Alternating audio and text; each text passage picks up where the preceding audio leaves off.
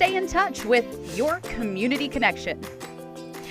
Good afternoon, everyone. Welcome to Your Community Connection. I'm Sarah Sager, and joining me this afternoon is Jim Patton. He's the Director of Inpatient Behavioral Services at OVP Health Recovery Center. Jim, thank you so much for being here today. We appreciate it.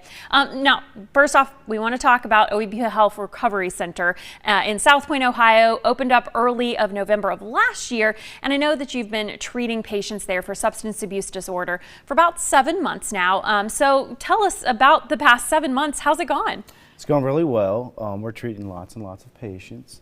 I'd say on a daily basis, we're about 50 patients. Okay. Wow. I think for us, our staff is very, very passionate about what they do, as well as myself. I think the best way to see and encompass what we're doing is we have graduation every Friday. It's at 1:15. Anybody's open to come see it. We do before and after pictures of our clients, and you can kind of see the whole picture of how treatment works. And these graduations, are they from over a period of time? Yeah, so you'll get the first day.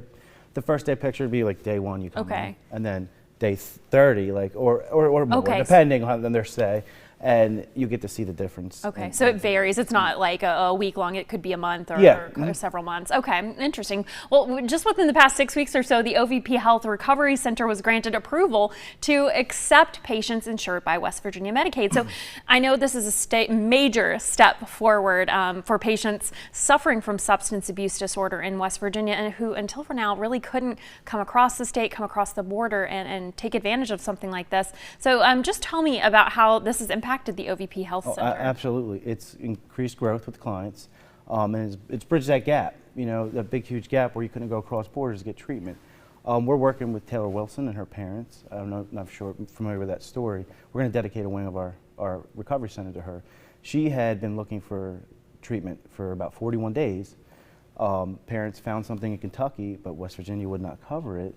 So on day 42, she overdosed and passed away. So we're hoping by pioneering this, that will no longer be a problem, and West Virginia clients can come across the border to get treatment. Incredible, especially for this area where we are surrounded by West Virginia, southern Ohio, eastern Kentucky. Really, we just drive over every day. You could be in all 3 states very easily. So the OVP Health Recovery Center had to undergo some pretty extensive review by the state of West Virginia to ensure that its Medicaid patients would receive quality care and treatment. So what is it about the program OVP Health has, the Recovery Center has, that's established that you believe provided the assurance to this board, to this group? Absolutely. So for us, we created a compacted, program, so they're constantly engaged in treatment.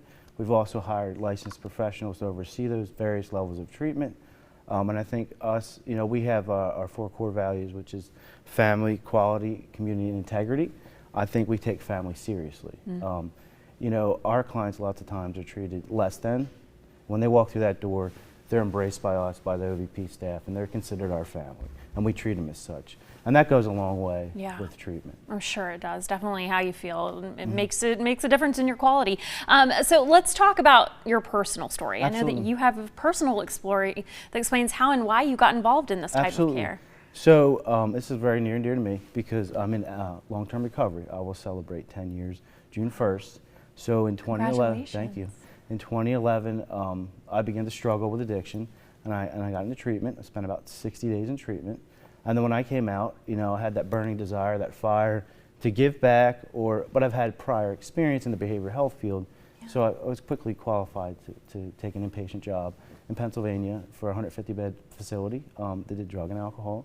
I was a clinical director there, and I just get to wake up and do what I love every day, help people, give back, and I can directly relate, Well, thank you for sharing that story, because I know it's something that a lot of people have gone through, a lot of people have struggled with, especially in this area. So if somebody's watching right now, they're watching your personal story, your testimony there, or maybe they have a loved one and they don't know what to do, or they don't know what to say. What would you reach out and tell them right now? I would say, our facility is open to everybody. Give us a call. It's never too late. That first step is huge, and it's hard. So I would say if you're that loved one that they're struggling, you're working with them, just know that for them that's a huge step. Like, it's not easy for them to take that step and say, hey, I need help. Jim, we only have a few seconds left. How could they reach out to you? or to the facility? The facility, we have a number they could call.